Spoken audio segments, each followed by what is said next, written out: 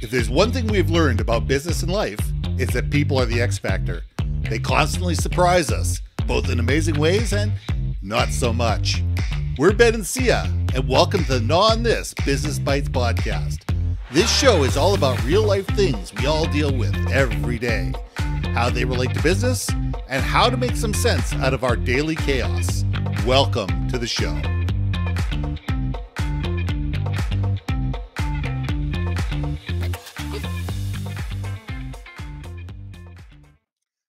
And welcome back to another episode of Gnaw on This Business Bites. I'm Ben, and this is Syya. And I started thinking about it this day because you're seeing on the internet people that are willing to do anything for the fountain of youth. And I realize this is not anything new. But, you know, we've gone beyond Botox. We've gone beyond, you know, the oil of Olay serum. We're getting into people spending hundreds of thousands, if not millions of dollars chasing, you know, body reconstruction, cryogenic chambers, all sorts of different things, hoping to live forever. You know, and all I can think about is the movie Highlander, who wants to live forever.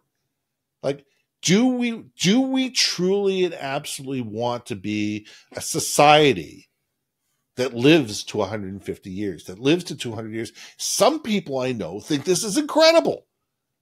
My attitude is no.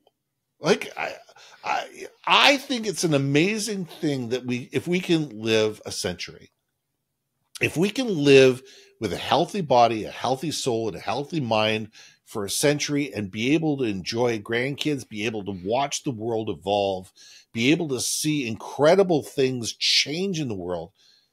But I don't want to be here forever. I don't want to, you know, my half-life to be 85 years old. To me, I don't have this overwhelming need to stay alive for forever. Syya, let's gnaw on this. Who wants to live forever? It's a good question. it is a great question, and no, that I had to whisper that because you know I would belt it out, but everyone would really leave. Everyone would really leave this show right now. Look, I'm going to take the counter side to this. Okay, but with an asterisk.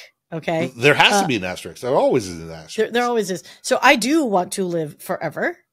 Good for you. Asterisk. Yes. But there's a caveat to that. There's two different things, two different perspectives on my I want to live forever. Yes. Okay.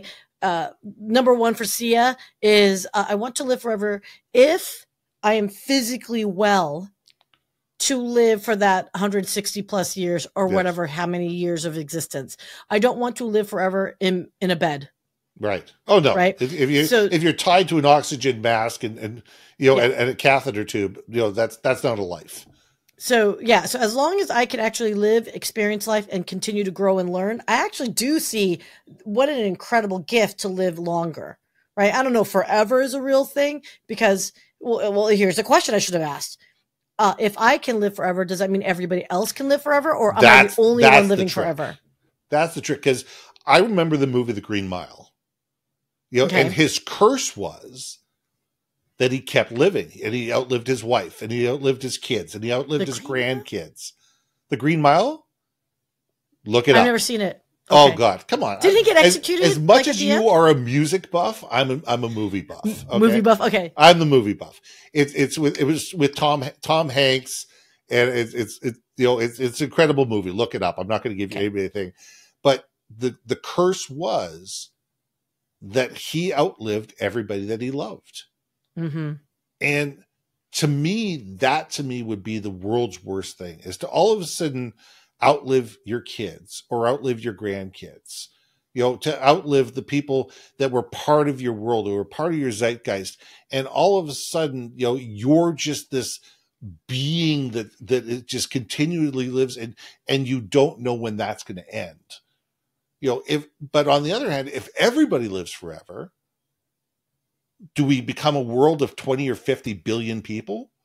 Do we stop procreating? Do we, how do we manage work? Do people work till they're 120 years old? How do you deal with pensions? How do you deal with healthcare systems? How do you deal with social services, with policing, with all sorts of different things if we all are living 1, 2, 3, 400 years? Basically what it does is it takes our entire world and turns it on its head. Well, it doesn't give you purpose to live. There is no purpose to live. And the thing is you sit there and say, if a 20-year life sentence in the prison sentence because you went and killed somebody, well, 20 years is a moment in time. So what are the ramifications and the constructs in society if you will live forever? Yeah. And what are you willing to do that you wouldn't be willing to do today? And how does this change what's right and what's wrong? I just see all these certain things in an esoteric way, in a philosophical way, and go, there needs to be like trees eventually rot and fall in the forest, and new trees grow. And it's because those new trees grow that the ecosystem changes and evolves and becomes different and becomes better. And I think that if all we're doing is hanging on to the old constructs, new constructs never will evolve. Yeah, I'm right there with you. So, but okay. So that's a physical, right? Living forever. What about virtually living forever? And that was like my part 2 was I didn't procreate. I don't have children. No. So I do have, in a way, know in my own mortality, I will become a birth date, death date, end of the chain, end of the tree, and no one will remember me ever again, right? Unless you do something to be memorable, right? Because you're only alive for as long as you're remembered. Yes. I mean, I don't know what quote that is or whomever it is, but I think that's very real. Like, because the second they forget about you. There's another movie, Coco. Oh, is that what Coco's about? That's what Coco's about. Oh, okay. Well, I'm singing Simple Minds, Don't You Forget About Me. So there we go. There's another thing that I'm thinking about. But yeah, so maybe that's why, because I know we live forever through our legacy and through I'm a big believer of my world becomes better when I enable other people to become better versions of themselves. And for them to coach and train the next generation to enable those people to be better. That to me is legacy, is being able to have ideas and thoughts and abilities live beyond my 80, 90, 100 years that I have on this earth. And whether it's my children or my grandchildren, which I don't have yet, or the people that I meet, or the conversations that I have, or the people that I speak to on stage, you're right. As soon as my ideas stop being shared, you become irrelevant, and you become the question is, how many of us are truly and absolutely going to be remembered in 100, 200, or 300 years? I would say 99% or 99.9% of the world will become totally and absolutely irrelevant in 300 years. How many of us know the stories of our great-grandparents? How many of us know the stories of our grandparents? How about their names? How many of them know their names? Yeah. I mean, it's... Or where they were born, or when they came to, when they came to North America, if they came to North America, and why, what was the impetus that brought them here, and what were the challenges that they faced, and what did they do for a living, and how did your grandmother meet your grandfather?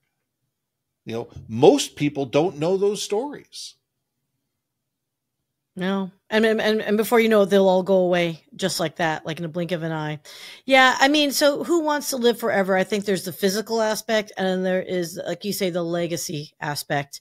So, but what's the motivation? Let's go back to the physical. The physical is more fun because when we think about it, like the intangibles, it's like,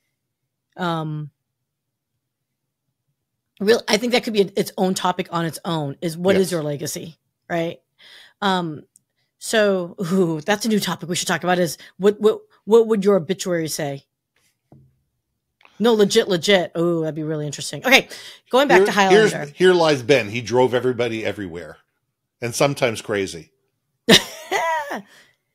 Here lies Syya. She talked a lot. There we go. All right. So, live forever. I think, yeah. If the people around you can live with you, so at least it gives you someone that, like, you don't lose the people you love, right? Mm-hmm. Like, I think that's okay. I could live forever, and assuming that everyone has good health, right? Okay.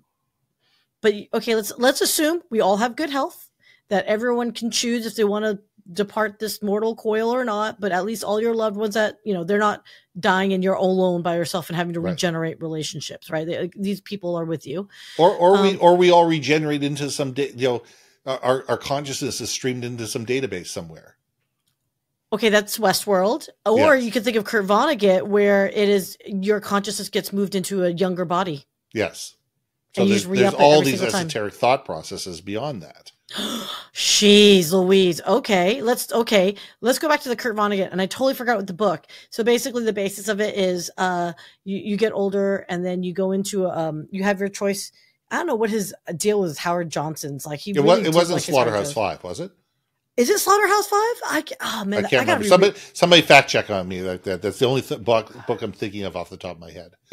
I think it very well might be, because it's one of my favorite stories from Kurt. But anyway, you basically go into this like a farm type building, and then you walk in and you can see all these different bodies, and you pick, and then once you do it, you now become like an other or something, what they call it, and then you walk around with a younger body. Yeah. But the question fundamentally is this, well, at least for his story, it was he wanted to do it. His wife didn't. His wife just wanted to gracefully age and just go. He wanted to live forever within the young body. But here's my question to you. Are you still the same person if you're not in the original body that you were in? I think that your experiences become very different. I mean, I look at the movie Soul, the Disney movie Soul, and everybody could look at that up. It says when we transfer from one body to another, we gain the experiences of whatever that entity is, and lose part of ourselves. And I don't know if that's a good thing or a bad thing. The question is, do we fundamentally remember the experiences from the previous thing, or do they just become embedded into our psychology and become underlying pinning factors of how we do things, but we don't consciously remember our previous experiences? You're talking about reincarnation now at this point. There we go. So if we want our soul to be recycled in a way where the essence of our beings is probably all still fundamentally there. Maybe like our core values is all fundamentally there, but perhaps maybe the way we exhibit it in another body, because of our different experiences, it might shape our responses slightly differently, but at least at the core of who we are is kind of fundamentally all there. I mean, I'd like to think that if it is something where I remember and retain all my experiences of my time as Syya in this Asian body, and I move on into Syya 2.0 into a younger version of my body, right? And it's still my visage, then I could see where it's like, okay, it's the same. But if I turn into like, suddenly now I am blonde, blue-eyed Syya, it's going to fundamentally change who you are, soul, because your experience is really going to be different. Maybe that's why I'm arguing the reincarnation. That's why we maybe forget our past lives, because whatever mechanism doesn't want to color your current experience with whatever, racism I've experienced as an Asian person versus if I was a blonde, blue-eyed male with different, you know what I mean? Like, and that's the other thing. If you could bounce bodies, would you go for this spin? Like, I'm just going to have some fun as a male or a female? I don't know, dude. That's kind of a weird thing to think about. So let's quickly bounce to the other thought process, and I think, and leave it there, is the thought process of legacy and we live beyond our own years based on the experiences we impart on others, and the teachings that we bring to others.